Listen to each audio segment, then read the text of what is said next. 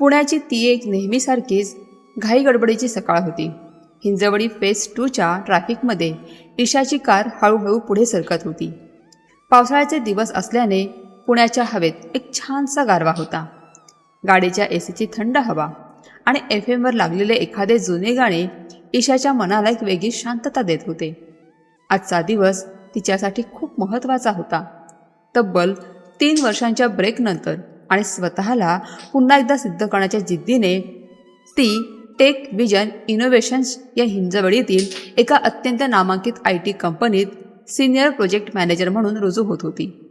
वयाची 32 ओलांडलेली ईशा अत्यंत देखणी, हुशार आणि तितकीच प्रगल्भ स्त्री होती. तिने आज पहिल्या दिवसासाठी खास स्वतःला फॉरवर्ड ड्रेसिंगमध्ये सजवले होते. अंगात पेस्टल पीच रंगाचा क्रिप्स लिनन शर्ट, त्यावर डार्क नेव्ही ब्लू रंगाचे फॉर्मल ट्राउझर्स आणि पायात मॅचिंग बेज रंगाचे शूज. गळ्यात एक नाजूकशी प्लॅटिनम चेन आणि एका हातात ॲपल वॉच. तिचा लूक एखाद्या परफेक्ट कॉर्पोरेट लीडरसारखाच दिसत होता. पण या सगळ्यात वरचढ होता तो तिचा ठाम आत्मविश्वास. गाडी पार्किंगमध्ये लावताना तिला सकाळी घरातून निघतानाचा प्रसंग आठवला. तिचा नवरा रोहन नेहमीप्रमाणे त्याच्या लॅपटॉपमध्ये डोकं खुपसून बसला होता. शेअर मार्केट ओपन व्हायची वेळ झाली होती. रोहन हा पुण्यातला एक मोठा पोर्टफोलिओ मॅनेजर आणि ट्रेडर होता. त्याचे स्वतःचे क्लायंट्स होते आणि तो नेहमी आकड्यांच्या दुनियेत हरवलेला असायचा. ईशा निघताना तो लगबगीने उठला होता. त्याने तिला जवळ घेत तिच्या कपाळावर एक प्रेमाचे चुंबन घेतले आणि म्हणाला होता, ऑल दी बेस्ट डार्लिंग. आज तुझा पहिला दिवस आहे. गाजवून ये. संध्याकाळी आपण मस्तपैकी कोरेगाव पार्कमध्ये डिनरला जाऊयात आणि सेलिब्रेट करूयात. हे आठवून ईशाच्या चेहऱ्यावर एक गोड हसू उमटले. लग्नाला 7 वर्षे झाली होती, पण रोहनचं तिच्यावरचं प्रेम आणि तिची काळजी घेण्याची पद्धत अजिबात बदलली नव्हती. एक अत्यंत परिपूर्ण, सुखी आणि सुरक्षित संसार असल्याचा ईशाचा ठाम समज होता. पण कधीकधी ज्याच्यावर आपण डोळे झाकून विश्वास ठेवतो त्याच्याच हातून आयुष्याचा सर्वात मोठा घाव बसतो. तुमच्या मते नात्यात प्रेम मोठं की विश्वास? तुमचं मत कमेंटमध्ये नक्की सांगा. कथा आवडत असेल तर लाईक करा, चॅनलला सबस्क्राईब करा आणि अशीच भावनिक कथा आपल्या जवळच्या लोकांपर्यंत शेअर करा. गाडी पार्क करून ईशाने टेक विजनच्या त्या गगनचुंबी काचेच्या इमारतीत प्रवेश केला. लिफ्टमधून 10व्या मजल्यावर पोहोचल्यावर HRने तिचे स्वागत केले. अत्यंत प्रशस्त, चकचकीत आणि आधुनिक पद्धतीचे ते ऑफिस होते. सगळीकडे एक वेगळीच पॉझिटिव्ह एनर्जी होती. सेंट्रलाइज ACचा तो एक विशिष्ट आवाज, कॉफी मशीनमधून येणारा ताज्या ब्रू कॉफीचा सुगंध आणि लोकांची चाललेली लॅपटॉपवरची टायपिंगची गडबड. ईशाला हे सगळं खूप दिवसांनी अनुभवायला मिळत होतं. तिच्या HRने तिला तिच्या केबिनवजा क्युबिलकडे नेले आणि ओळख करून दिली. ही तुमची जागा ईशा आणि तुमच्यासोबत याच बेमध्ये रिया बसते. She is your junior team member and assistant. ईशाने वळून बाजूच्या डेस्कवर पाहिले. तिथे एक 24-25 वर्षांची अत्यंत सुंदर, मॉडर्न आणि अलर्ट मुलगी बसली होती. तिने झाराचा एक शॉर्ट फ्लोअर ड्रेस घातला होता. केसांना मस्तपैकी ब्लो ड्राय केलेला होता आणि तिच्या नखांवर ब्राईट न्यॉन रंगाची नेलपेंट होती. तिच्यातून येणारा एका महागड्या परफ्यूमचा सुगंध संपूर्ण क्युबिकलमध्ये दरवळत होता. ती ईशाला बघताच अत्यंत उत्साहाने उठून उभी राहिली. तिचा आवाज अगदी एखाद्या लहान मुलीसारखा चिवचिवणारा होता. Hi Isha ma'am, I am Riya Deshpande. Welcome to Tech Vision. मी तुमचे प्रोफाईल लिंक्डइनवर पाहिले आहे. I am so excited to work with you. ईशाने अत्यंत प्रोफेशनल पण गोड हसत तिला उत्तर दिले. Hi Riya, please call me Isha. Ma'am वगैरे नको. And I am excited too. ईशाने आपली लॅपटॉप बॅग डेस्कवर ठेवली आणि ती आपली जागा सेट करू लागली. रिया अत्यंत बडबडी होती. ती ऑफिसच्या सिस्टीम, कॉफी कुठे चांगली मिळते, बॉसचा स्वभाव कसा आहे याबद्दल ईशाला न मागताच माहिती देत होती. ईशा लॅपटॉप सुरू होण्याची वाट पाहत असताना तिची नजर सहज आजूबाजूला फिरत होती. रियाने तिचा डेस्क अगदी एखाद्या कॉलेजच्या मुलीसारखा सजवला होता. छोट्या छोट्या रंगीबेरंगी स्टिक नोट्स, एक मनी प्लांटचे रोप आणि अगदी तिच्या मॉनिटरच्या डाव्या बाजूला एक चकचकीत सिल्वर रंगाची फोटो फ्रेम. ईशाची नजर त्या फोटो फ्रेमवर गेली आणि तिथेच खिळून राहिली. त्या फोटोत एक अतिशय हँडसम पुरुष एका सुंदर समुद्र किनाऱ्यावर उभा होता. त्याने डार्क चारकोल ग्रे रंगाचा शर्ट घातला होता. त्याचे केस वाऱ्याने किंचित विस्कटले होते आणि त्याच्या चेहऱ्यावर तेच ईशाच्या अत्यंत ओळखीचे काळजाला ठोका चुकवणारे हसू होते. तो फोटो दुसरा तिसरा कोणाचा नसून तिच्या स्वतःच्या नवऱ्याचा, रोहनचा होता. ईशाला एका सेकंदासाठी वाटले की तिला भ्रम होत आहे. तिने डोळे मिचकावले आणि पुन्हा त्या फोटोकडे पाहिले. नाही, तो भ्रम नव्हता, तो रोहनच होता. तोच चारकोल ग्रे शर्ट जो ईशानेच त्याला त्याच्या गेल्या वाढदिवसाला फिनिक्स मॉलमधून घेऊन दिला होता. त्याच्या हातातील ती टायटनची कस्टम मेड घड्याळ, सर्व काही तेच होतं. ईशाच्या शरीरातून अचानक एक थंड शिरशिरी गेली. तिच्या पायाखालची जमीन जणू कोणीतरी एका झटक्यात ओढून काढली असावी असे तिला वाटले. मेंदूत एक विचित्र प्रकारची सुन्न करणारी शांतता पसरली आणि कानात स्वतःच्याच हृदयाचे ठोके मोठ्याने ऐकू येऊ लागले. श्वास छातीतच अडकल्यासारखा वाटू लागला. हा फोटो इथे का? रियाच्या डेस्कवर रोहन काय करतोय? हे शक्य नाही, हे काहीतरी वेगळंच असेल. असे विचारांचे चक्र वेगाने फिरू लागले. ईशाच्या जागी दुसरी एखादी सर्वसामान्य स्त्री असती तर तिने तिथेच आडाउडा करून रडून गोंधळ घातला असता. पण ईशा तशी नव्हती. ती अत्यंत प्रगल्भ, शांत आणि संकटातही डोकं ठिकाणावर ठेवणारी स्त्री होती. तिने स्वतःला सावरले. टेबलाखालचे तिचे पाय थरथर कापत होते. तिने ते घट्ट जमिनीवर दाबले. आपला चेहरा अजिबात कोमेजणार नाही याची काळजी घेत तिने एक दीर्घ श्वास घेतला आणि चेहऱ्यावर एक खोटा पण अत्यंत परफेक्ट नैसर्गिक भाव आणला. That's a very nice photo frame Riya, ईशाने अत्यंत शांत आवाजात म्हटले. तिचा स्वतःचा आवाज तिच्याच कानांना परका वाटत होता. रियाने त्या फोटोकडे पाहिले आणि तिच्या डोळ्यात एक विलक्षण चमक आली. तिच्या चेहऱ्यावर प्रेमात अखंड बुडालेल्या मुलीचे लाजाळू भाव उमटले. तिने अत्यंत प्रेमाने त्या फोटो फ्रेमला बोटांनी स्पर्श केला आणि हरकून जाऊन म्हणाली, thank you Isha, he is my boyfriend, my life. ईशाच्या काळजात कोणीतरी गरम सळई उपसल्यासारखी वेदना झाली.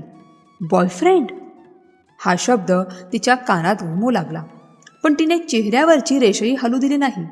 तिने लॅपटॉपच्या स्क्रीनकडे बघत अत्यंत कॅज्युअल गप्पा मारल्यासारखे विचारले, oh wow, he looks very handsome.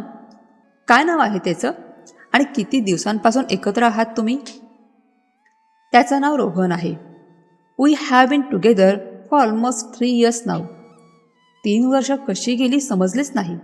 तो खूप काळजी घेतो माझी, रिया स्वप्नाळू आवाजात सांगत होती. 3 वर्षे? ईशाच्या मनात विचारांचे मोठे वादळ उठले. गेल्या 3 वर्षांपासून तिचा नवरा तिला अंधारात ठेवत होता. जो रोहन तिच्या कुशीत झोपून भविष्याची स्वप्ने रंगवत होता, तोच रोहन या 24 वर्षांच्या मुलीला प्रेमाच्या आणाभाका देत होता. ईशाच्या अंगाची लाहीलाही होत होती. पण तिने स्वतःला कसं तरी सावरलं घेतलं.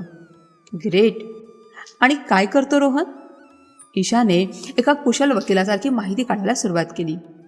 तो पोर्टफोलिओ मॅनेजमेंट अँड ट्रेडिंगचा बिझनेस करतो. खूप बिझी असतो तो. पुण्यातील टॉप क्लायंट्स आहेत त्याचे.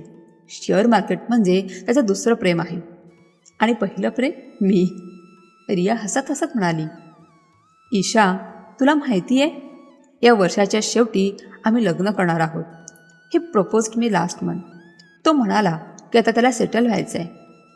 ईशा, तुला माहिती आहे, तो नेहमी म्हणायचा की त्याचं कुटुंब परदेशात राहतं आणि त्याला प्रायव्हसी आवडते. त्यामुळे मी कधी जास्त चौकशी केली नाही. सेटल व्हायचं आहे? ईशाच्या मनात संतापाचा स्फोट झाला. जो माणूस आधीच 7 वर्षांपासून सेटल आहे, तो या मुलीला नवीन स्वप्ने दाखवत होता. ईशाच्या डोळ्यांसमोर रोहनच्या त्या सगळ्या लेट नाईट क्लायंट्स मीटिंग्स, त्याचे बिझनेस टूर्स आणि मार्केट क्रॅश झाल्याचे बहाणे एका मागोमाग एक सिनेमाच्या पट्टीसारखे फिरू लागले. आता तिला समजले होते की त्या रात्री रोहन कुठे असायचा. तो तिच्यासोबत घालवायचा वेळ या रियाला देत होता. ईशाने एकही शब्द असा उच्चारला नाही ज्यामुळे रियाला संशय येईल. Congratulations Riya, I am really happy for you. नवीन आयुष्यासाठी खूप शुभेच्छा. ईशा कोरडे हसत म्हणाली आणि तिने आपले लक्ष पुन्हा लॅपटॉपच्या स्क्रीनकडे वळवले. स्क्रीनवर काहीच नव्हते, फक्त ईशाच्या डोळ्यात साचलेले पण बाहेर न पडलेले अश्रू तिला अंधुक करत होते. तिच्या शरीरातील प्रत्येक पेशी संतापाने आणि दुःखाने पेटून उठली होती. 7 वर्षांचा विश्वास एका क्षणात मातीमोल झाला होता. पण ईशाने ठरवले होते ती आता रडणार नाही. रोहनने तिच्या पाठीत खंजीर खुपसला होता. आता त्याला त्याची जागा दाखवण्याची वेळ आली होती. दुपारचे 12 वाजले. ऑफिसचे कामकाज सुरू झाले होते. तेवढ्यात ईशाच्या फोनवर एक व्हॉट्सअप मेसेज पॉपअप झाला. तो रोहनचा होता. बाबू, कसा चालला पहिला दिवस? Missing you. ईशा तो मेसेज वाचतच होती. तेवढ्या तिच्या शेजारी बसलेल्या रियाच्या फोनवरही एक नोटिफिकेशन वाजले. रियाने फोन पाहिला. तिच्या चेहऱ्यावर लाजाळू हसू आले आणि तिने अत्यंत वेगाने रिप्लाय टाईप करायला सुरुवात केली. ईशाने रियाच्या फोनकडे तिरप्या नजरेने पाहिले.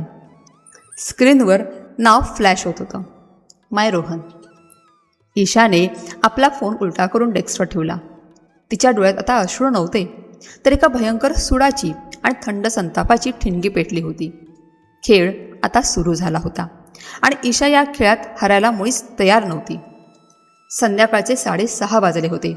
हिंजवडीच्या त्या गगनचुंबी इमारतीमधून बाहेर पडणाऱ्या गाड्यांच्या रांगा लागल्या होत्या. ईशाने आपली कार पार्किंगमधून बाहेर काढली आणि ती पुण्याच्या ट्रॅफिकमध्ये मिसळवली. एरवी तिला या ट्रॅफिकचा प्रचंड कंटाळा यायचा. तासनतास क्लच आणि ब्रेक दाबून तिची चिडचिडी व्हायची.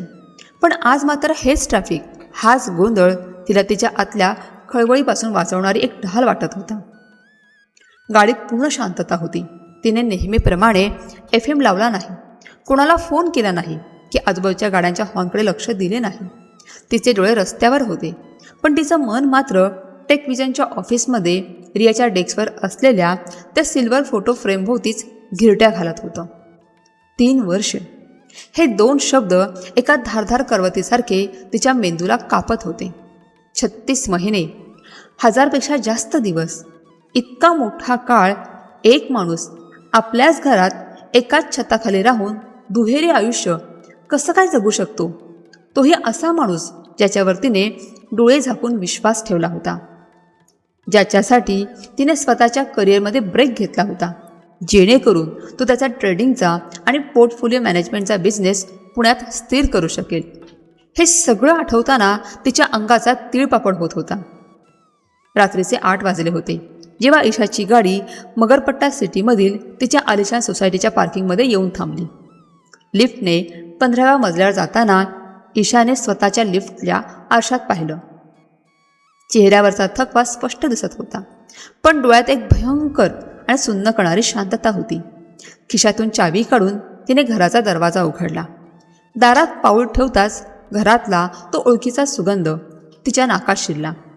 रोहन आणि तिने मिळून अत्यंत आवडीने स्वतःच्या घामाच्या पैशातून सजवलेलं ते घर होतं. इटालियन मार्बलची फरशी, भिंतीवर लावलेली महागडी आणि दुर्मिळ पेंटिंग्स, लिव्हिंग रूममधला तो मोठा राखाडी रंगाचा इटालियन सोफा आणि TV युनिटवर ठेवलेले त्यांच्या लग्नाचे, युरोप ट्रिप्सचे अनेक हसरे फोटो. कालपर्यंत हे घर ईशासाठी तिचं स्वर्ग होतं. हे तेच घर होतं जिथे ती ऑफिसच्या किंवा कामाच्या थकव्यानंतर शांततेचा श्वास घ्यायची. पण आज हे सगळं तिला एका मोठ्या नाटकाचा सेट वाटत होतं. एक असा सेट जिथे मुख्य नायकच खोटा होता आणि सहनायिकेला सत्य माहीतच नव्हतं. घरातील प्रत्येक वस्तू तिला रोहनच्या खोटेपणाची साक्ष देत असल्यासारखी वाटत होती. तो कोपऱ्यातला कॉफी टेबल जिथे बसून त्यांनी भविष्यातील मुलांची स्वप्ने रंगवली होती. तो बाल्कनीतला झोपाळा जिथं तो तिला घट्ट मिठीत घेऊन तासनतास गप्पा मारायचा. सगळं खोटं होतं. ईशा हळू पावले टाकत बेडरूममध्ये गेली. तिने आपली लॅपटॉप बॅग बाजूला ठेवली आणि ड्रेसिंग टेबलच्या मोठ्या आरशासमोर जाऊन उभी राहिली. आरशात स्वतःच्या डोळ्यात पाहताना तिची नजर आपोआप तिच्या गळ्यातील मंगळसूत्रावर गेली. काळ्या पोताचे ते 2 पदर आणि मध्यभागी असलेली ती सोन्याची 2 वाटी. हिंदू विवाह पद्धतीनुसार अग्नीच्या साक्षीने 7 फेरे घेताना रोहनने तिच्या गळ्यात हे मंगळसूत्र बांधले होते. त्या क्षणी ब्राह्मणाने मंत्रोच्चार करताना सांगितलेला अर्थ तिला आज जसाच्या तसा आठवत होता. हे फक्त एक आभूषण नाही ईशा, हा माझा तुझ्यावरील विश्वास, आदर आणि आजन्म साथ देण्याचं वचन आहे, असं तो स्वतः त्यावेळी म्हणाला होता. ईशाने थरथरत्या हातांनी त्या मंगळसूत्राला स्पर्श केला. त्या 2 सोन्याच्या वाटा तिला त्या गळ्याला फास लावल्यासारख्या जड वाटू लागल्या होत्या. काय अर्थ उरला आता या वचनांचा? तिच्या मनात एक अत्यंत वेदनादायी विचार चमकून गेला. ज्या माणसाने अग्नीच्या साक्षीने 7 जन्म सोबत राहण्याची, एकमेकांशी प्रामाणिक राहण्याची शपथ घेतली, तो माणूस गेल्या 3 वर्षांपासून दुसऱ्याच एका मुलीच्या प्रेमात पडला होता. तिला लग्नाची वचने देत होता. तिच्यासोबत भविष्याचे प्लॅनिंग करत होता. एकाच वेळी 2 स्त्रियांना खोटे स्वप्न दाखवत तो आपली भूक आणि आपला अहंकार शमवत होता. तिच्या डोळ्यांच्या कडा पाणावल्या. गळ्यातला तो आवंडा तिला गिळता येईना. एकीकडे 7 वर्षांचा सुखी संसार आणि दुसरीकडे 3 वर्षांचा भयंकर विश्वासघात. या 2 सत्यांच्या मध्ये ती उभी होती. पण पुढच्या क्षणी तिने डोळे घट्ट मिटले आणि एक दीर्घ श्वास घेतला. नाही ईशा, रडायचं नाही. तुझ्या डोळ्यातील अश्रू या फसवणुकीची किंमत ठरू शकत नाही. तिने स्वतःला ठामपणे बजावले. तिने डोळे उघडले तेव्हा आतील ओलावा जाऊन तिथे एक थंड निर्विकार नजर आली होती. एक अशी नजर जी आता फक्त न्यायाच्या आणि सुडाच्या शोधात होती. रात्रीचे 11 वाजले होते. ईशाने स्वतःसाठी कॉफी बनवली आणि ती सोफ्यावर बसून लॅपटॉपवर काहीतरी काम केल्यासारखं दाखवत होती. तितक्यात दाराच्या कुलपात चावी फिरल्याचा आवाज आला. रोहन आला होता. तो घरात आला, अगदी नेहमीप्रमाणेच. त्याच्या अंगावर तोच डार्क निळ्या रंगाचा फॉर्मल सूट होता. टाय थोडा सैल केलेला, हातातील ब्रीफकेस जड असल्यासारखी खाली ठेवण्याची पद्धत, चेहऱ्यावर कामाचा थकवा दाखवणारे हुबेहूब भाव आणि ओठांवर तेच हसू जे आता ईशाला अत्यंत विषारी आणि किळसवाणे वाटत होते. Hi darling, I am so sorry, खूपच लेट झाला आज. त्याने लॅपटॉप बॅग सोफ्यावर टाकत म्हणाले आणि तो ईशाच्या जवळ आला. त्याने खाली वाकून तिच्या कपाळावर एक किस घेतला. ईशाच्या अंगावर अक्षरशः काटा आला. तिला त्याला तिथल्या तिथे ढकलून द्यावंसं वाटत होतं. त्याच्या कानशिलात भडकावून विचारावंसं वाटत होतं, कोण आहे ती रिया? पण तिने चेहऱ्यावर अत्यंत शांत, प्रेमाचे आणि काळजीचे भाव आणले. तिचे स्वतःचे हे अभिनय कौशल्य पाहून तिलाच आश्चर्य वाटत होते. इट्स ओके रोहन, खूप थकला असशील तू. कसा गेला दिवस? आणि जेवणांना आता मी ताट वाढते. तिने अत्यंत नैसर्गिकपणे एका काळजी घेणाऱ्या पत्नीसारखे विचारले. नाही यार, नको, मी जेवलो. एक खूप महत्त्वाच्या क्लायंटसोबत मीटिंग होती ना कोरेगाव पार्कमध्ये, तिथेच डिनर झालं. हे लोक ना कामाच्या नावाखाली खूप वेळ खातात. मार्केटचे नवीन पोर्टफोलिओ आणि इन्व्हेस्टमेंट स्ट्रॅटेजी डिस्कस करताना वेळ कसा गेला समजलाच नाही. रोहन अत्यंत सफाईदारपणे खोटं बोलत होता. त्याच्या चेहऱ्यावरची एकही रेष हलली नाही.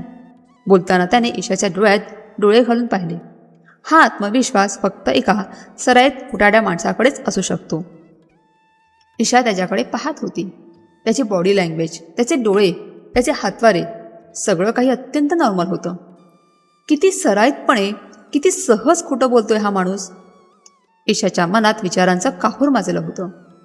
कालपर्यंत तिने ज्या प्रत्येक शब्दावर डोळे झाकून विश्वास ठेवला होता, पण आज तिला त्या शब्दांमधील काळोख दिसत होता. रियाने सकाळीच तिला अत्यंत उत्साहात सांगितलं होतं की रोहन आज संध्याकाळी तिला भेटायला येणार आहे आणि ते लग्नाचं आणि नवीन घराचं प्लॅनिंग करणार आहे. आणि इथे हा माणूस क्लायंट मीटिंगचा आणि इन्व्हेस्टमेंट स्ट्रॅटेजीचा अत्यंत व्यावसायिक बहाणा करत होता.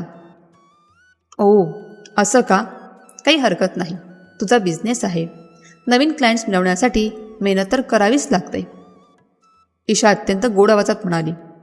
तू फ्रेश हो, मी पाणी देते. रोहनला तिच्या वागण्यात कोणताही बदल जाणवला नाही. त्याला वाटलं आपली नेहमीची लेट नाईट सबब तिने नेहमीप्रमाणेच मान्य केली आहे. तो बेडरूममध्ये फ्रेश होऊन आला आणि थोडा वेळ TV बघून दोघेही झोपायला गेले. रोहनला पडल्या पडल्या झोप लागली. तो अगदी शांतपणे निवांत झोपला होता, छातीवर हात ठेवून, एखाद्या निष्पाप माणसासारखा. ज्या माणसाने 2 स्त्रियांच्या आयुष्याशी एवढा मोठा खेळ मांडला होता, त्याला इतकी शांत झोप कशी लागू शकते याचा इशारा नवल वाटत होतं. रात्रीचे 2 वाजले होते. बेडरूममध्ये फक्त एसीचा मंद आवाज आणि रोहनच्या श्वासोच्छवासाचा एका लयीत चाललेला आवाज घुमत होता. खिडकीतून येणाऱ्या चंद्राच्या अंधुक प्रकाशात ईशाचे डोळे सताड उघडे होते. ती छताकडे एकटक पाहत होती. आता वेळ आली होती, पहिली आणि सर्वात महत्त्वाची पायरी उचलण्याची. नुसता संशय आणि रियाचे बोलणे पुरेसे नव्हते. तिला भक्कम पुराव्यांची गरज होती. ईशाने अत्यंत हळुवारपणे अंगावरील पांघरूण बाजूला केले. बेडचा थोडाही आवाज होऊ नये याची दक्षता घेत ती खाली उतरली. तिचे अणवाणी पाय फरशीवरून चालताना कोणताही आवाज करत नव्हते. ती हळूच बेडरूमच्या बाहेर आली आणि लिव्हिंग रूममध्ये गेली. लिव्हिंग रूममध्ये अंधार होता. एका कोपऱ्यात असलेल्या खुर्चीवर रोहनने त्याचा सूट आणि पॅन्ट भिरकावून दिली होती. तिच्या हृदयाचे ठोके प्रचंड वाढले होते. घशात कोरड पडली होती. जर तो अचानक उठून बाहेर आला तर, जर त्याने मला त्याचे खिसे तपासताना पाहिले तर, ही भीती तिला सतावत होती. पण आतली आग आणि सत्याचा शोध घेण्याची भूक ते भीतीपेक्षा खूप मोठी होती.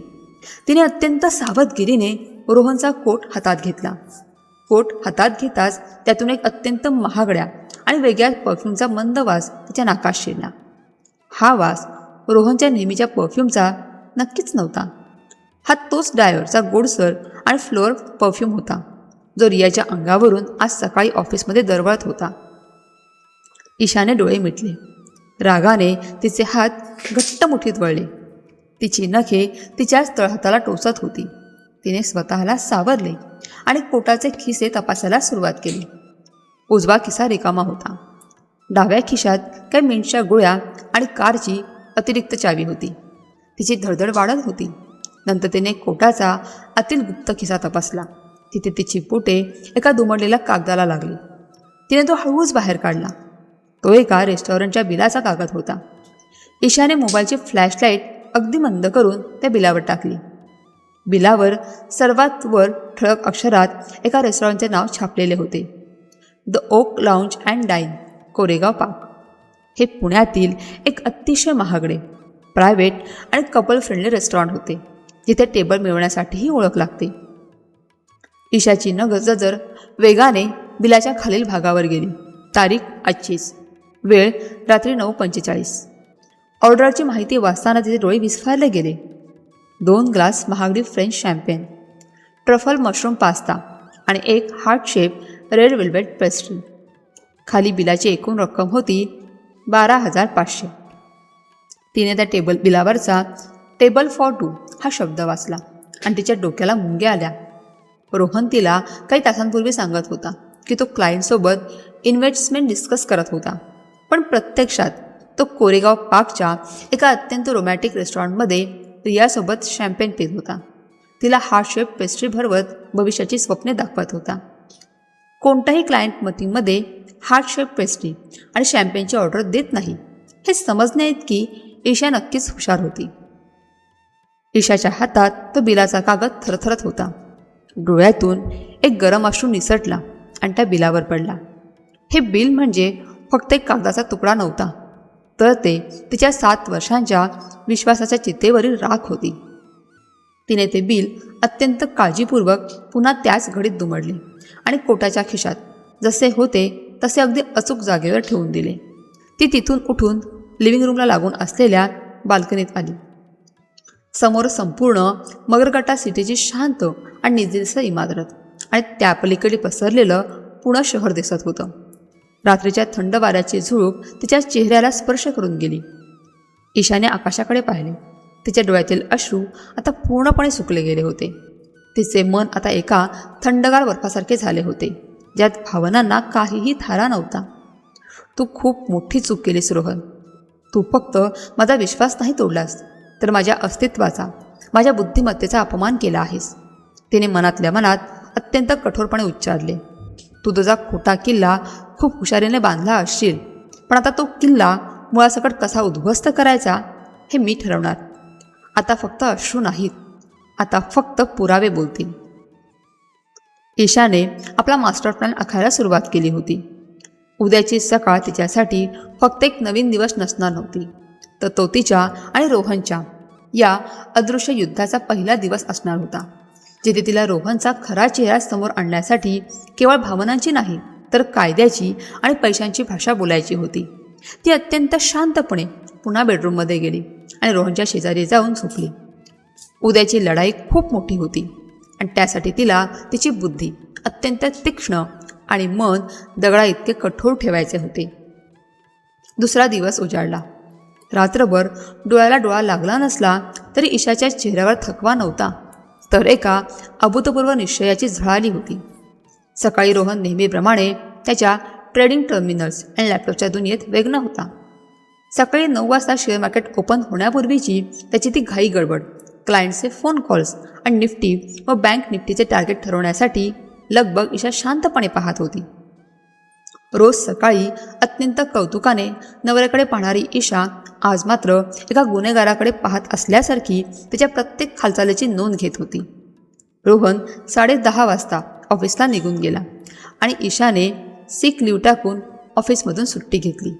तिला आज एका अत्यंत महत्त्वाच्या व्यक्तीला भेटायचे होते. दुपारी 12च्या सुमारास ईशा प्रभात रोडवरील एका अत्यंत शांत आणि निवांत कॅफेमध्ये पोहोचली. तिथे तिची जवळची मैत्रीण केतकी आधीच तिची वाट पाहत बसली होती. केतकी ही पुण्यातील फॅमिली कोर्ट आणि कॉर्पोरेट लॉमधील एक अत्यंत नामांकित, हुशार आणि स्पष्ट वक्ती होती. तिचे व्यक्तिमत्व एखाद्या धारधार तलवारीसारखे होते. अंगात एक क्रिप्स कॉटनची साडी, कपाळावर एक छोटीशी टिकली आणि डोळ्यांवर चष्मा. ईशाने केतकीच्या समोर जाऊन बसताच कोणताही वेळ न दवडता आदल्या दिवशी घडलेला संपूर्ण प्रसंग, रियाच्या डेस्कवरचा फोटो, तिचे बोलणे आणि रात्री रोहनच्या पोटात सापडलेले कोरेगाव पार्कच्या रेस्टॉरंटचे बिल, सगळे काही अक्षरशः एका श्वासात सांगून टाकले. केतकीने हे सर्व अत्यंत शांतपणे ऐकून घेतले. तिच्या चेहऱ्यावर ना कसला धक्का होता ना कसला अंतरंजित भाव. तिने कॉफीचा एक घोट घेतला आणि अत्यंत प्रोफेशनल पण एका काळजी करणाऱ्या मैत्रिणीच्या टोनमध्ये ती म्हणाली, ईशा, मला तुझ्याबद्दल खूप वाईट वाटतंय, पण पुण्याच्या फॅमिली कोर्टात मी असे केसेस रोज पाहते. आता पहिली आणि सर्वात महत्त्वाची गोष्ट, रडणे, संतापणे किंवा त्याला जाब विचारणे तात्काळ बंद कर. इमोशन्स बाजूला ठेव.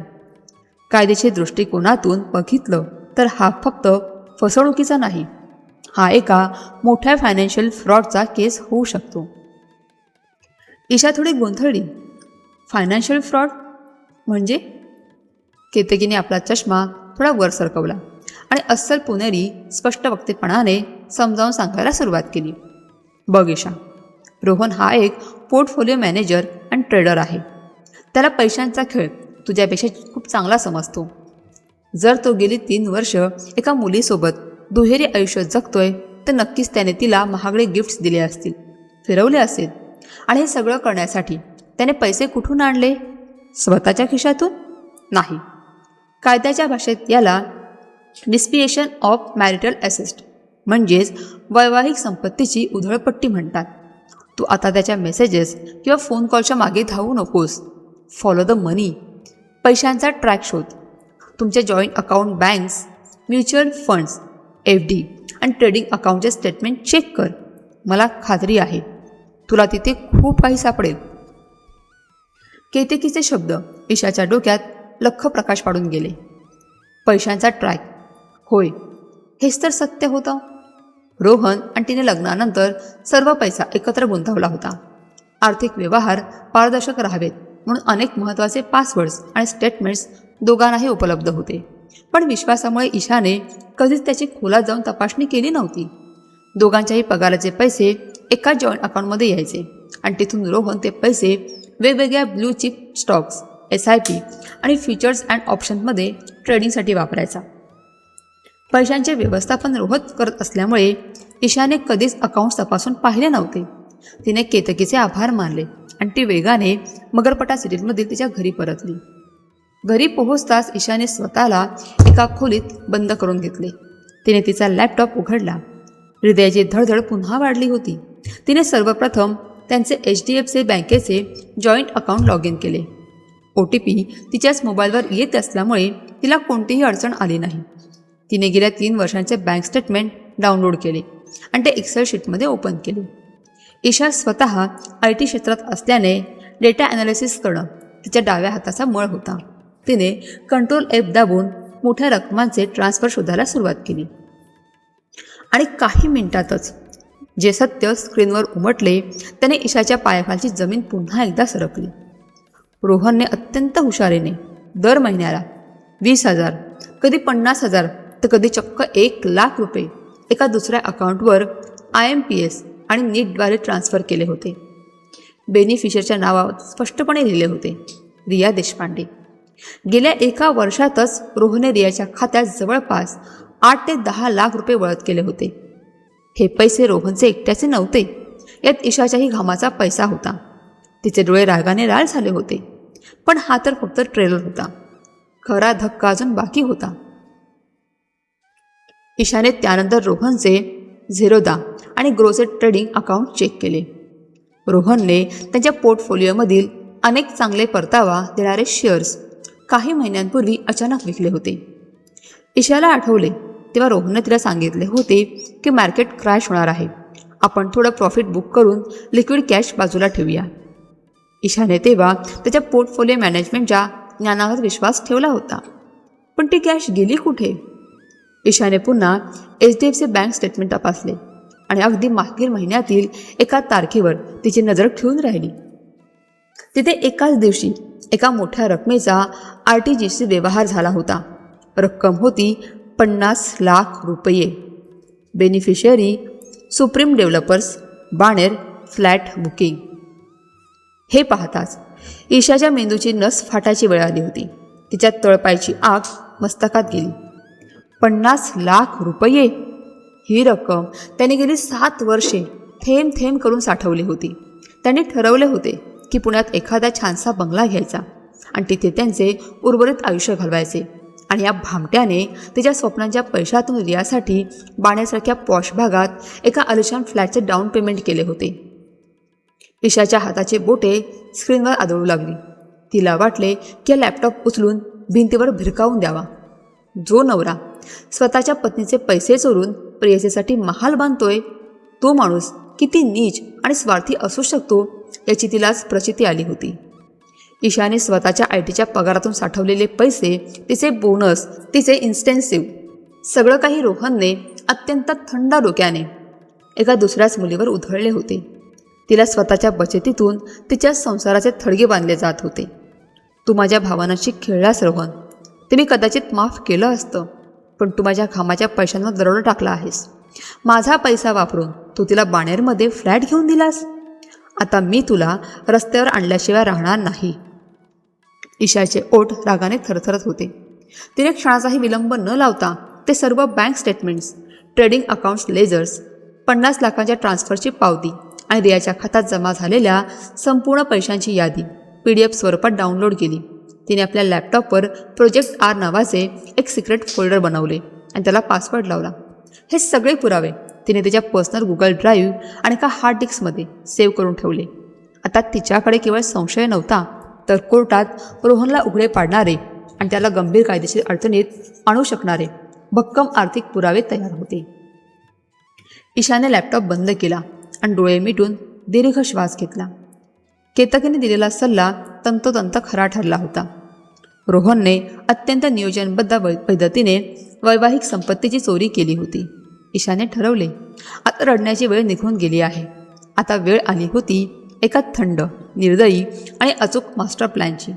एक असा प्लॅन जो रोहनने हे दुहेरी आयुष्य, त्याचा खोटा अहंकार आणि रियाचे स्वप्न सगळं काही एका क्षणात उद्ध्वस्त करेल. काही दिवस अत्यंत संथ गतीने उलटले. ईशाने ऑफिसमध्ये आणि घरी स्वतःच्या वागण्यात तीळ मात्र बदल होऊ दिला नाही. टेकविजनच्या ऑफिसमध्ये ती एक शिस्तबद्ध सिनियर प्रोजेक्ट मॅनेजर होती आणि मगरगट्टा सिटीच्या त्या आलिशान घरात रोहनसाठी एक आदर्श आणि समजूतदार पत्नी. आतून तिचा जीव जळत असला तरी चेहऱ्यावर तिने एक अत्यंत परफेक्ट, थंड आणि निर्विकार मुखवटा चढवला होता. एके दिवशी दुपारच्या वेळी ऑफिसमध्ये शांतता असताना रिया तिची ॲग्रोनॉमिक खुर्ची सरकवत ईशाच्या डेस्कजवळ आली. तिच्या चेहऱ्यावरचा आनंद गगनात मावत नव्हता. तिच्या डोळ्यात एक वेगळीच स्वप्नाळू चमक होती आणि अंगावरील तो डायो परफ्यूमचा दर्प आज जरा जास्त जाणवत होता. Isha, are you busy? Please, मला तुझे 5 मिनिटे हवी आहेत. मला तुला एक खूप भारी आणि एक्सायटिंग गोष्ट दाखवायची आहे. रिया अक्षरशः उड्या मारत असल्यासारखी म्हणाली. ईशाने आपल्या लॅपटॉपवरून नजर हटवली आणि अत्यंत शांतपणे तिच्याकडे पाहिले.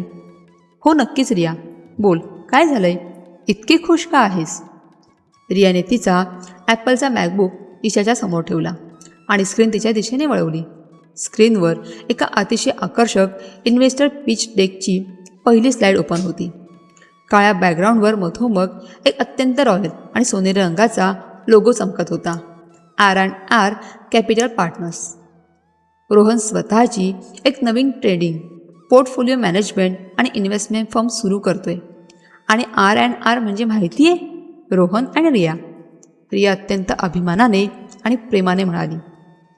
ईशाची नजर त्या R&R लोगोवर खिळून राहिली. तिच्या मेंदूत जणू एकाच वेळी हजारो घंटा वाजू लागल्या. तिने स्वतःच्या हातांची मुठी घट्ट आवळल्या आणि चेहऱ्यावर एक खोटे कौतुकाचे हसवणात विचारले, wow Riya, this is huge. खूप मोठं पाऊल आहे हे.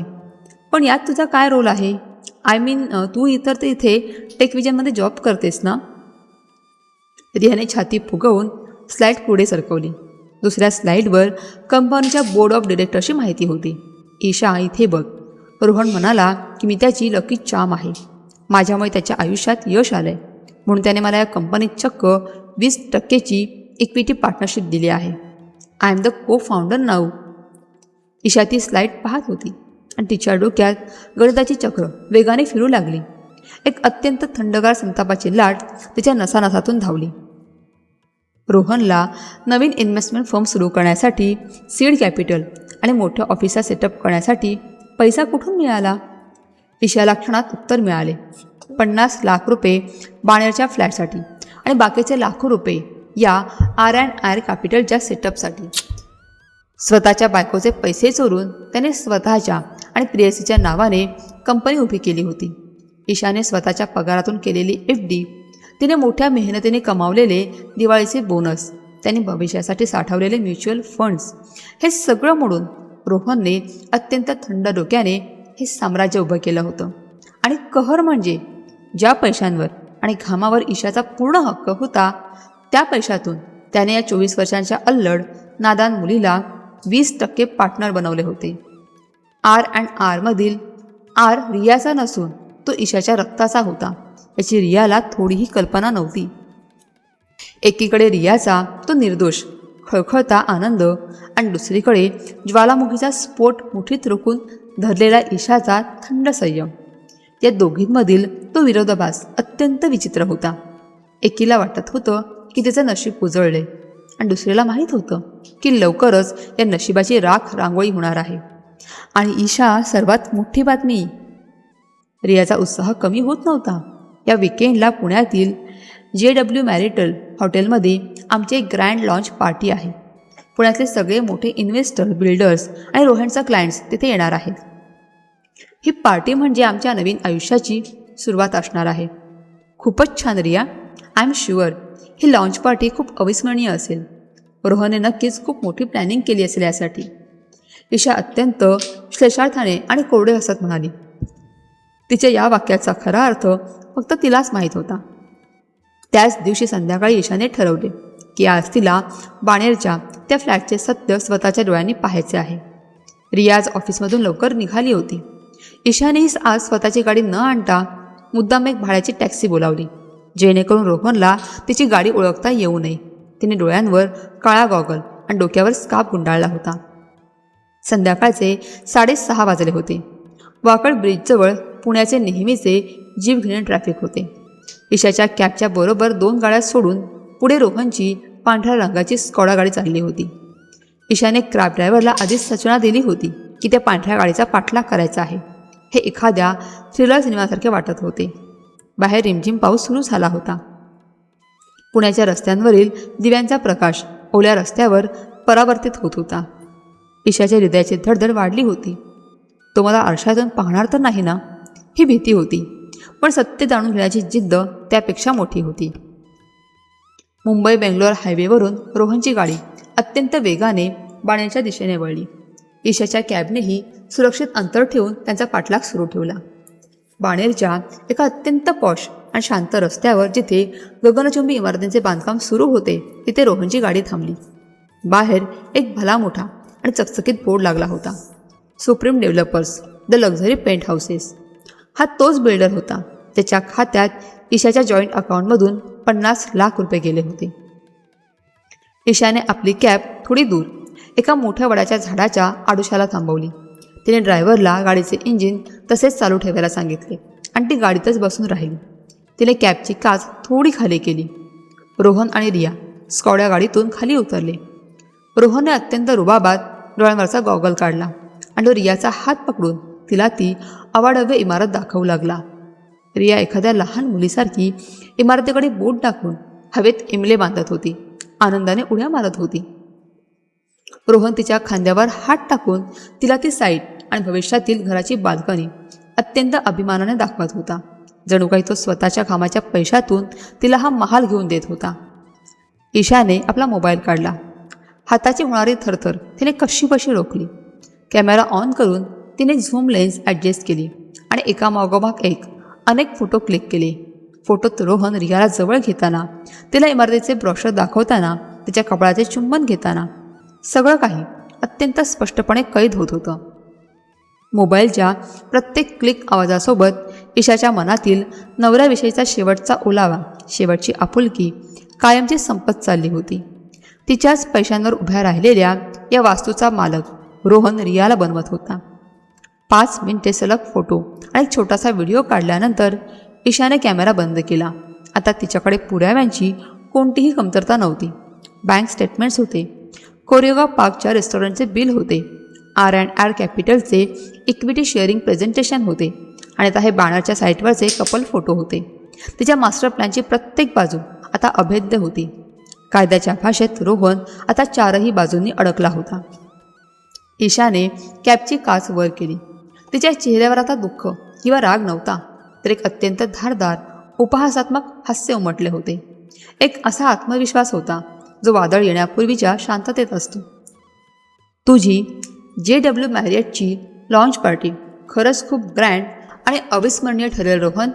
I am promise you. Isha अंधारात स्वतःशीच पुटपुटली. त्याने तिने ड्रायव्हरला गाडीत थेट मगरपट्टा सिटीच्या दिशेने वळवायला सांगितली. आता फक्त विकेंडची वाट पाहायची होती. खेळ आता संपणार नव्हता, तर खरा खेळ आता सुरू होणार होता. शनिवारची संध्याकाळ. पुण्याच्या आकाशात काळ्या ढगांनी गर्दी केली होती. जणू निसर्गही आज रात्री घडणाऱ्या एका मोठ्या महानाट्याची तयारी करत होता. बाहेर रिमझिम पाऊस सुरू होता, पण ईशाच्या आत मात्र एक भयानक शांतता होती. वादळ येण्यापूर्वीची ती जीवघेणी शांतता. मगरपट्टा सिटीमधील तिच्या त्या आलिशान घरात ती पूर्णपणे एकटी होती. रोहन दुपारीच पार्टीच्या अरेंजमेंट्स पाहायच्या आहेत असं सांगून घरून निघून गेला होता. त्याने जाताना अत्यंत प्रेमाने ईशाला विचारले होते, तू घरीच आहेस ना? बोर झालं तर मैत्रिणीसोबत बाहेर जाऊन ये. ईशानेही हसत त्याला होकार दिला होता. पण आज संध्याकाळी ती नक्की कुठे जाणार आहे याची रोहनला सुतराम कल्पना नव्हती. ईशा तिच्या बेडरूममधील मोठ्या ड्रेसिंग टेबलासमोर उभी होती. आज तिने कोणताही कॉर्पोरेट फॉर्मल शर्ट किंवा पॅन्ट निवडली नव्हती. आज तिला टेक विजनची सिनियर प्रोजेक्ट मॅनेजर म्हणून जायचे नव्हते, तर तिला एका स्वाभिमानी आणि जिची निर्गुण फसवणूक झाली आहे अशा स्त्रीच्या रूपात जायचे होते. तिने कपाटातून आपली सर्वात सुंदर, राजेशाही आणि अत्यंत महागडी साडी बाहेर काढली होती. ती गडद निळ्या रंगाची अस्सल कांजीवरम साडी होती, ज्यावर सोन्याच्या जरीची अत्यंत नाजूक आणि बारीक नक्षी होती. ही साडी नेसल्यावर तिचे सौंदर्य एखाद्या राणीसारखे खुलून दिसत होते. तिने स्वतःचा मेकअप अत्यंत शार्प आणि पॉवरफुल ठेवला होता. डोळ्यात गडद काजळ ते तिच्या नजरेतील धार अधिकच तीक्ष्ण करत होते. ओठांवर डार्क वाईन रंगाची लिपस्टिक आणि कपाळावर एक छोटीशी लाल टिकली. गळ्यात तिने मुद्दाम कोणताही मोठा हार घातला नव्हता. फक्त तेच 2 वाट्यांचे मंगळसूत्र घातले, ज्या मंगळसूत्राच्या पवित्रतेला रोहनने आपल्या पायाखाली तुडवले होते. कानात सोन्याचे झुमके आणि हातात एक महागडे ॲपल वॉच. आरशात स्वतःला पाहताना ईशाला जाणवले की ती आज एक स्त्री नाही, तर साक्षात रणरागिणी दिसत होती. आज तिच्यात कसलीही चीड नव्हती, रडवेलपणा नव्हता. होता तो फक्त एक थंड, निर्विकार आणि अचूक वार करणारा आत्मविश्वास. तिने आपली लेदरची क्लच बॅग हातात घेतली. त्या बॅगमध्ये तिने तो प्रोजेक्ट आरचा फोल्डर, बँकेचे सर्व सीलबंद स्टेटमेंट्स आणि पुराव्यांची फाईल अत्यंत व्यवस्थित ठेवली होती. तिने उबेर ब्लॅक कॅब बुक केली आणि ती घराबाहेर पडली. तिकडे सेनापती बापट रोडवरील JW मॅरियट हॉटेल नेहमीप्रमाणे रोषणाईने झळकाळून उठले होते. पुण्यातील सर्वात आलिशान आणि 5 स्टार हॉटेलपैकी एक असलेल्या मॅरियटच्या ग्रँड बॉलरूममध्ये R&R कॅपिटल पार्टनर्सची लॉन्च पार्टी अत्यंत थाटामाटात सुरू होती. व्हॅले पार्किंगमध्ये मर्सिडीज, BMW आणि ऑडीसारख्या लक्झरी गाड्यांची रांग लागली होती. ग्रँड बॉलरूमच्या आतले दृश्य एखाद्या हॉलिवूड सिनेमाच्या सेटसारखे भव्य होते. छताला लावलेले विशाल क्रिस्टल झुंबर संपूर्ण हॉलमध्ये एक सोनेरी प्रकाश फेकत होते. एका बाजूला सॉफ्ट जॅझ म्युझिक सुरू होती, तर दुसरीकडे वेटर्स पांढऱ्या शुभ्र युनिफॉर्ममध्ये शॅम्पेन आणि वाईनच्या ग्लासेस घेऊन पाहुण्यांचे स्वागत करत होते. पुण्यातील आणि महाराष्ट्रातील अनेक बडे प्रस्थ तिथे उपस्थित होते. मोठे बिल्डर्स, टेक कंपन्यांचे CEO, दिग्गज शेअर ब्रोकर्स आणि काही राजकीय नेतेही या पार्टीची शोभा वाढवत होते. हॉलच्या अगदी मधोमध सर्वांच्या नजरेचे केंद्रबिंदू बनून उभा होता रोहन. त्याने कस्टम मेड काळ्या रंगाचा टॅक्सिडो घातला होता. पांढरा शुभ्र शर्ट आणि गळ्यात काळा बोट आहे. त्याच्या चेहऱ्यावर तोच नेहमीचा आकर्षक पण अत्यंत अहंकारी वाटणारा आत्मविश्वास होता.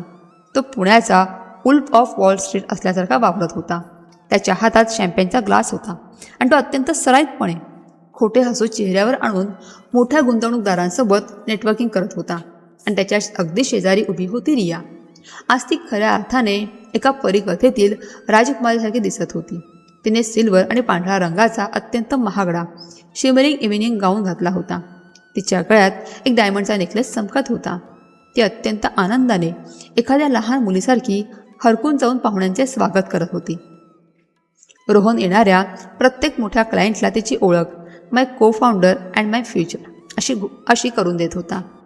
रियाच्या आनंदाला पारावार उरला नव्हता.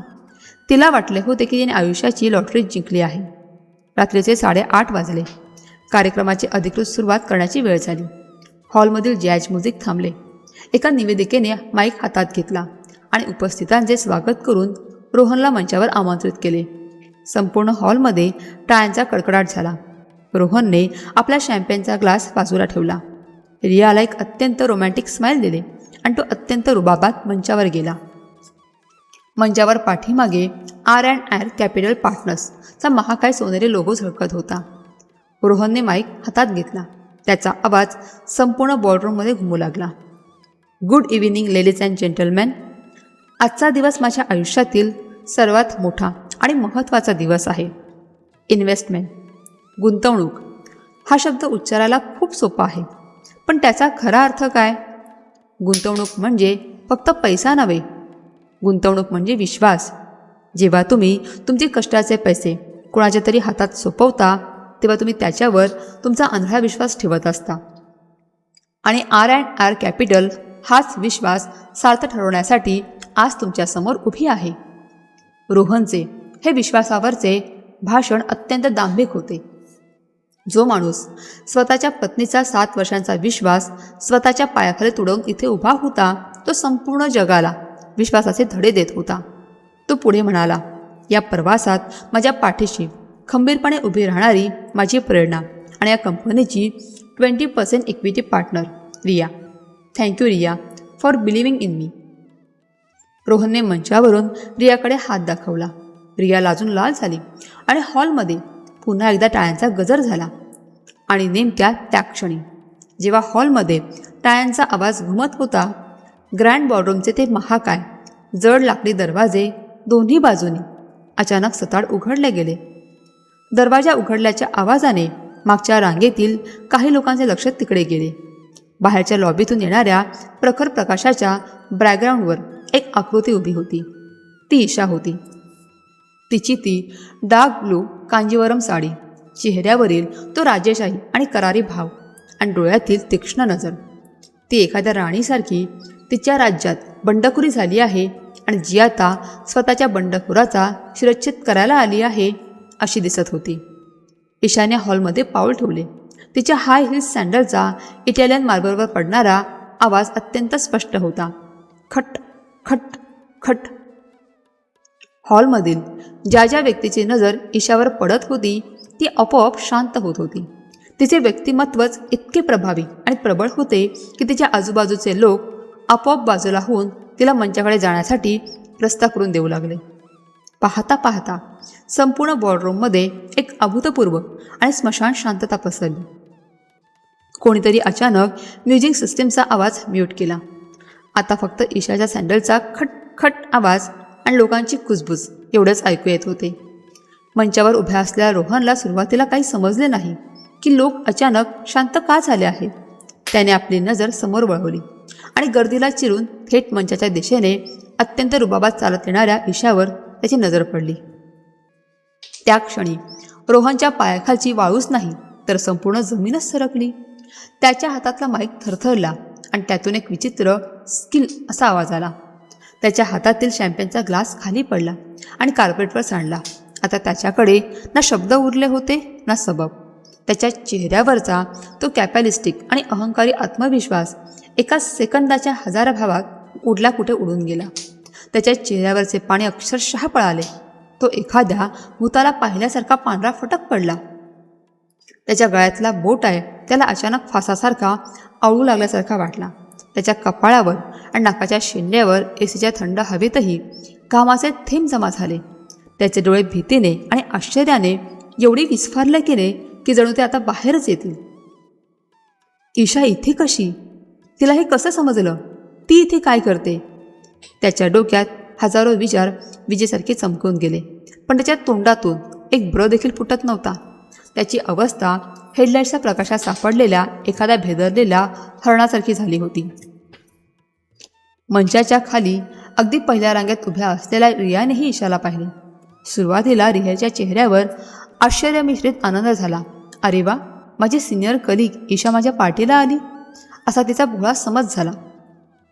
तिने ईशाला हात दाखवण्यासाठी आपला हात किंचित वरही उचलला, पण ईशाने रियाकडे ढुंकूनही पाहिले नाही.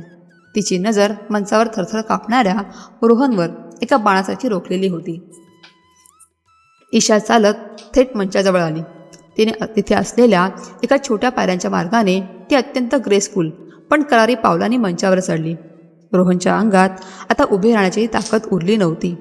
तो 2 पावले मागे सरकला. ईशा थेट रोहनच्या समोर जाऊन उभी राहिली. दोघांमध्ये फक्त 2 फुटांचे अंतर होते. संपूर्ण हॉल श्वास रोखून या दृश्याकडे पाहत होता.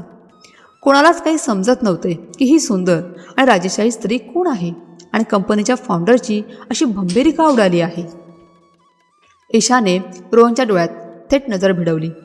रोहनने नजर चोरण्याचा प्रयत्न केला, पण ईशाची नजर त्या जाळून टाकत होती. तिने अत्यंत थंडपणे आणि एका धक्क्याने रोहनच्या हातातून तो माईक ओढून घेतला. रोहनने कोणताही प्रतिकार केला नाही. त्याचे हात लुळे पडले होते. ईशाने माईक हातात घेतला, एक दीर्घ श्वास घेतला आणि मंचावरून संपूर्ण हॉलकडे नजर टाकली. हॉलमध्ये अक्षरशः सुई पडली तरी आवाज येईल इतकी शांतता होती.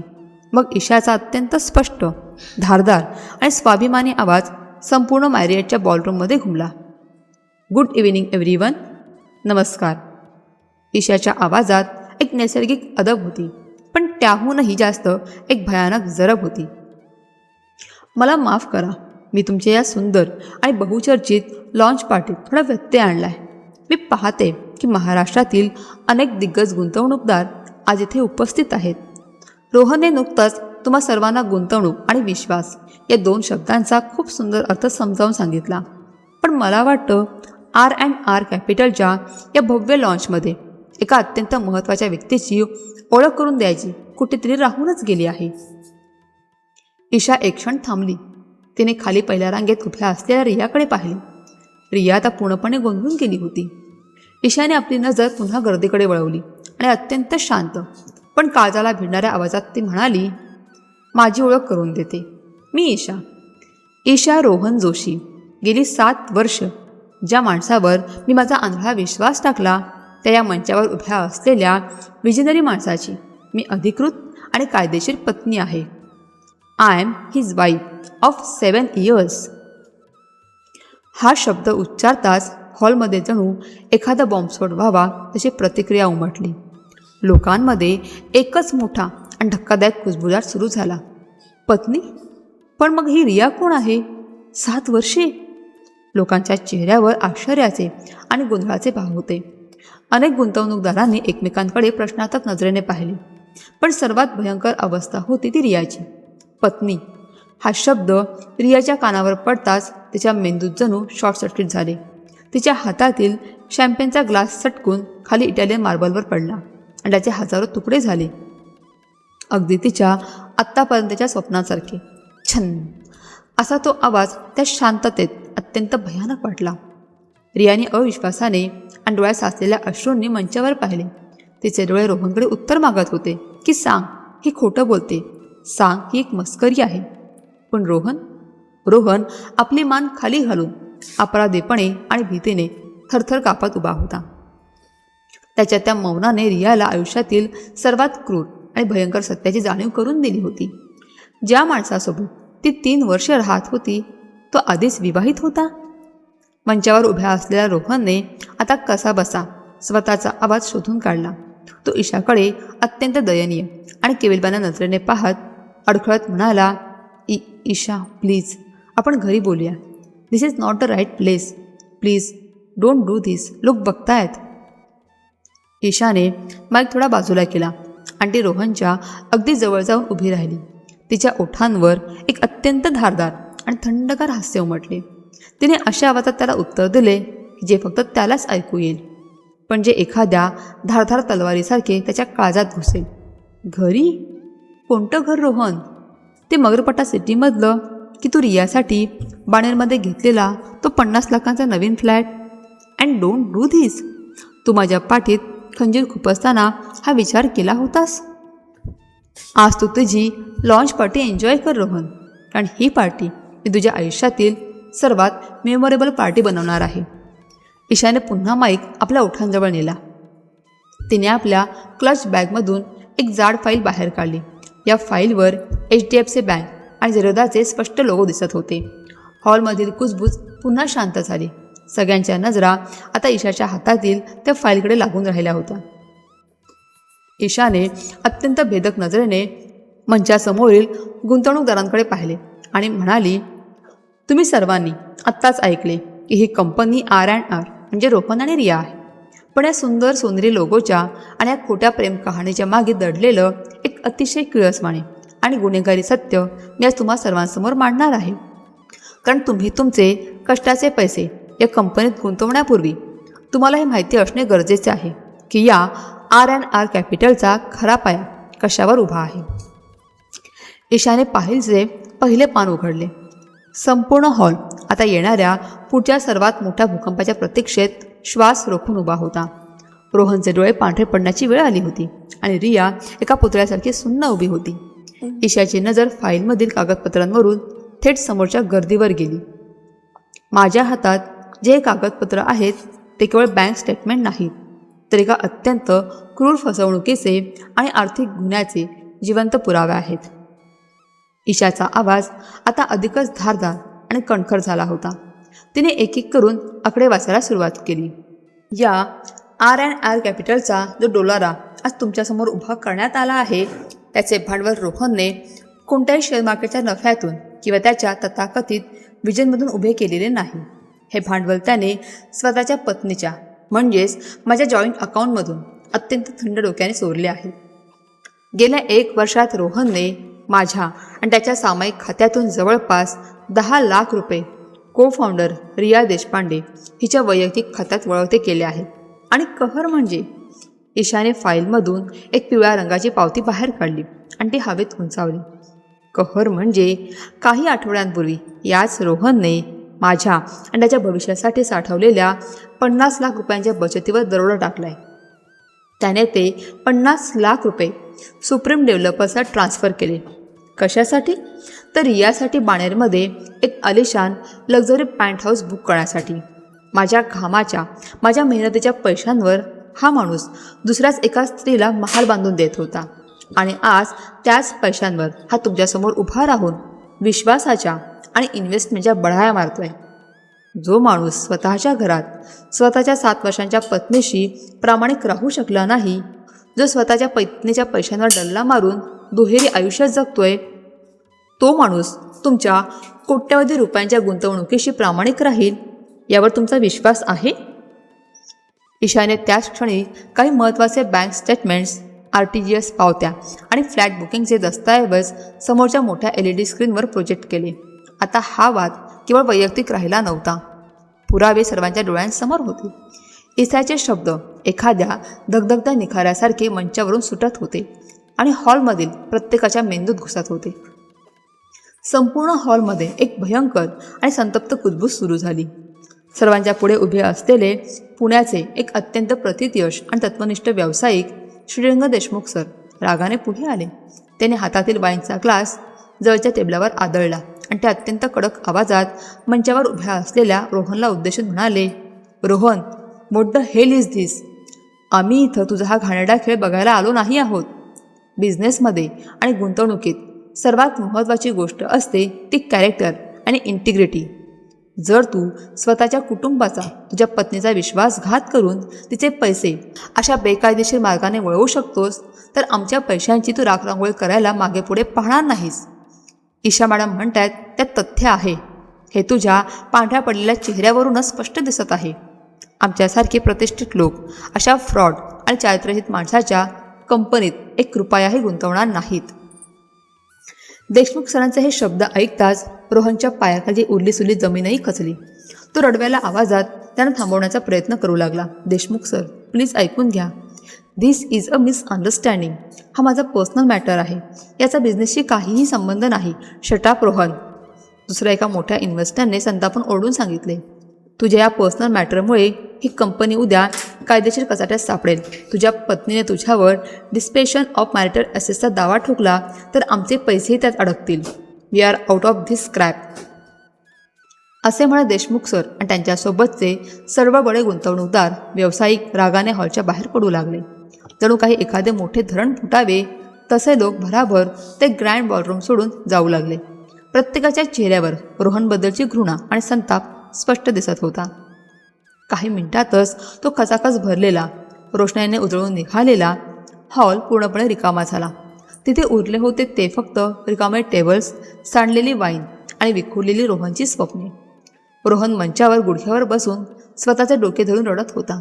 त्याचे करोडपती होण्याचे, पुण्याचा सर्वात मोठा उल्फ बनण्याचे स्वप्न त्याच्याच डोळ्यांदेखत अक्षरशः राखेत मिसळले होते. पण हा प्रसंग इथे संपलेला नव्हता.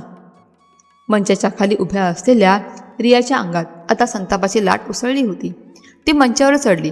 तिच्या चेहऱ्यावरील तो परीकथेतील राजकुमारीचा मुखवटा गळून पडला होता. डोळ्यातील काजळ आणि मस्कारा गाळांवर ओघळत होता. ती धावत जाऊन रोहनच्या समोर उभी राहिली. रोहनने रडत रडत वर पाहिले. रिया, बाबू प्लीज मला एक चान्स दे. मी तुला सगळं एक्सप्लेन करतो.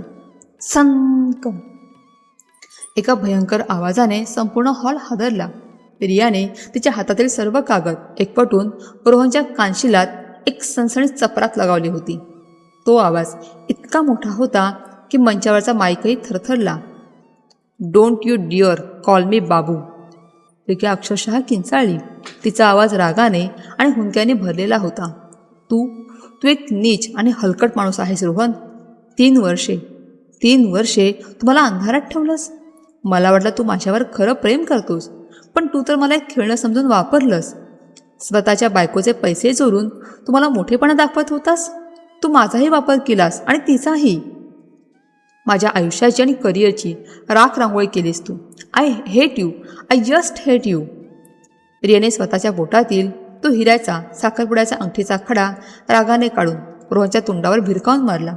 ती रडत, हुंदके देत आणि स्वतःच्याच नशिबाला दोष देत त्या हॉलमधून धावत बाहेर निघून गेली. आता त्या भव्य मंचावर फक्त दोघे उरले होते. एका बाजूला स्वतःच्याच कर्माने उद्ध्वस्त झालेला गुडघ्यावर बसलेला रोहन आणि दुसऱ्या बाजूला अत्यंत ताठ मानेने एका विजयी साम्राज्ञीसारखी उभी राहिलेली ईशा. तिने रोहनकडे अत्यंत थंड आणि तुच्छतेच्या नजरेने पाहिले. तिने फाईल परत आपल्या क्लचमध्ये ठेवली आणि कोणत्याही अतिरिक्त शब्दाची देवाणघेवाण न करता ती मंचावरून खाली उतरली. हॉलच्या बाहेर पडताना तिच्या पावलांमध्ये एक वेगळाच आत्मविश्वास होता. तिने एका अत्यंत हुशार आणि निर्दयी खेळाडूचा वध केला होता, तोही त्याच्याच मैदानावर. रात्रीचे 2:30 वाजले होते. मगरपट्टा सिटीच्या त्या आलिशान अपार्टमेंटमध्ये पूर्ण शांतता होती. बाहेर पावसाचा जोर वाढला होता. खिडकीच्या काचांवर पावसाचे थेंब आदळत होते. ईशा लिव्हिंग रूममधील इटालियन सोफ्यावर अत्यंत शांतपणे कॉफीचा कप हातात धरून बसली होती. तिने साडी बदलून आता तिचे नेहमीचे आरामदायी कपडे घातले होते. तिच्या चेहऱ्यावर आता कोणताही ताण नव्हता, तर एक अथांग शांतता होती. मुख्य दाराजवळ 2 मोठ्या ट्रॅव्हल बॅग्स पॅक करून ठेवलेल्या होत्या. अचानक दाराच्या कुलपात चावी फिरली. दरवाजा उघडून रोहन आत आला. त्याची अवस्था अत्यंत दयनीय होती. टेक्स्टेडोचा कोट कुठेतरी हरवला होता. शर्टाची बटणे तुटली होती. केस विस्कटलेले होते आणि डोळे रडून रडून सुजले होते. तो साक्षात एका चालत्या बोलत्या प्रेत्यासारखा दिसत होता. घरात येताच त्याची नजर समोर सोफ्यावर शांतपणे कॉफी पिणाऱ्या ईशावर आणि त्यानंतर दाराजवळ ठेवलेल्या 2 मोठ्या बॅग्सवर पडली. रोहन धावत जाऊन ईशाच्या पायांजवळ जमिनीवर बसला. त्याने ईशाचे दोन्ही पाय घट्ट पकडले आणि तो लहान मुलासारखा हमसून हमसून रडू लागला. ईशा, मला माफ कर. प्लीज ईशा, मला सोडून जाऊ नकोस. माझ्याकडून खूप मोठी चूक झाली. मी वाहवत गेलो होतो. तो माझा मूर्खपणा होता. पण ती रिया नकोय. मला माझा बिझनेसही नको. मला फक्त तू हवी आहेस Isha. I am sorry. I am so sorry. मी तुझे सगळे पैसे परत करेन. आपण पुन्हा नव्याने सुरुवात करू. प्लीज मला माफ कर. रोहन अक्षरशः गयावया करत होता. त्याचे अश्रू ईशाच्या पायांवर पडत होते. ईशाने आपला कॉफीचा कप टिपॉयवर ठेवला. तिने अत्यंत थंडपणे आणि किळस आल्यासारखी आपले पाय रोहनच्या हातातून सोडवून घेतले. तो सोफ्यावरून उठून उभी राहिली. चूक? ईशाचा आवाज आता रागाचा नव्हता, तर तो एखाद्या धारधार बर्फासारखा थंड आणि बोचरा होता. रोहन, ट्रॅफिक सिग्नल तोडणे ही चूक असते. ऑफिसमध्ये प्रेझेंटेशन विसरणं ही चूक असते. पण 36 महिने 1000पेक्षा जास्त दिवस एकाच घरात राहून स्वतःच्या बायकोच्या डोळ्यात धूळ झोकणे ही चूक नसते. तो एक अत्यंत विचारपूर्वक केलेला प्लॅन असतो. रोहन खाली मान घालून रडतच होता. ईशा पुढे म्हणाली, तू फक्त माझं घर नाही मोडलंस रोहन. तू माझ्या बुद्धिमत्तेचा, माझ्या विश्वासाचा आणि माझ्या अस्तित्वाचा अपमान केला आहेस. तू मला गृहीत धरलंस. तुला वाटलं ईशा काय ते भोळी आहे. तिला शेअर मार्केटमधलं काय समजतंय. ती फक्त घरात आणि ऑफिसमध्ये राबणारी एक मशीन आहे. पण तू हे विसरलास की एक स्त्री जेव्हा स्वतःच्या संसारासाठी सर्वस्व पणाला लावते, तेव्हा तीच स्त्री तो संसार मोडणाऱ्याला रस्त्यावर आणण्याची ताकदही ठेवते. पण ईशा, 7 वर्षांचा संसार आहे आपला. एका चुकीसाठी तू हे सगळं मोडणार? रोहनने शेवटचा केविलवाना प्रयत्न केला. तो संसार तू कोरेगाव पार्कच्या ते रेस्टॉरंटमध्ये आणि बाण्याच्या त्या फ्लॅटच्या स्वप्नात आधीच मोडला आहेस रोहन. आता मी फक्त त्याची राख साफ करते. ईशा अत्यंत ठामपणे म्हणाली. तिने टिपॉयवर ठेवलेले एक जाड कायदेशीर पाकिट उचलले आणि ते रोहनच्या तोंडावर भिरकावले. हे काय आहे? रोहनने थरथरत्या हाताने ते पाकिट उघडले. हे घटस्फोटाचे पेपर्स आहेत रोहन, आणि सोबतच मिसअप्रिशिएशन ऑफ फंड्स आणि फायनान्शियल फ्रॉडची कायदेशीर नोटीस आहे. माझ्या वकिलाने केतकीने हे अत्यंत प्रेमाने तुझ्यासाठी ड्राफ्ट केले आहे. तू माझा जो 1 रुपया चोरून त्या रियावर आणि तुझ्या त्या खोट्या कंपनीवर उधळला आहेस ना, त्याचा हिशोब आता आपण पुण्याच्या फॅमिली आणि दिवाणी कोर्टात करू. मी तुला रस्त्यावर भीक मागायला लावेन, हे माझं प्रॉमिस आहे तुला. रोहन शून्यात पाहत होता. त्याच्याकडे आता बोलण्यासाठी एकही शब्द उरला नव्हता. त्याचे सर्व मार्ग बंद झाले होते. आणि हो, ईशाने दाराकडे बोट दाखवले. त्या दाराजवळ ठेवलेल्या बॅगा तुझ्या आहेत. मी माझे सामान पॅक केलेले नाही, कारण या घरावर माझाही तेवढाच हक्क आहे.